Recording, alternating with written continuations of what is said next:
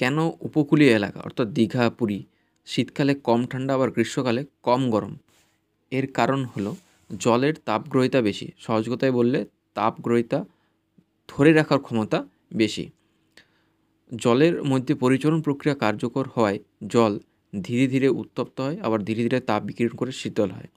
স্থলভাগে তাপগ্রহিতা কম, আবার পরিচলন প্রক্রিয়া কার্যকর হয় না বলে স্থলভাগ জলভাগের তুলনায় সমপরিমাণ সময়ে সমপরিমাণ তাপ পাওয়া সত্ত্বেও 3 গুণ বেশি হারে উত্তপ্ত হয় এবং শীতল হয় জলভাগের তুলনায়। তাই গ্রীষ্মকালে উপকূলীয় এলাকা জলভাগের প্রাধান্যের কারণে সমপরিমাণ সময়ে সমপরিমাণ তাপ পেয়ে স্থলভাগের তুলনায় জলভাগ 3 গুণ কম হারে তাপ শোষণ করে, ফলে গরম কম অনুভূত হয়। সেই তুলনায় স্থলভাগ 3 গুণ বেশি হারে তাপ গ্রহণ করে বলে বেশি গরম অনুভূত হয়। আবার শীতকালে জলভাগ গৃহীত তাপকে 3 গুণ কম হারে বিকিরণ করে, ফলে ততটা শীতল অনুভূত হয় না।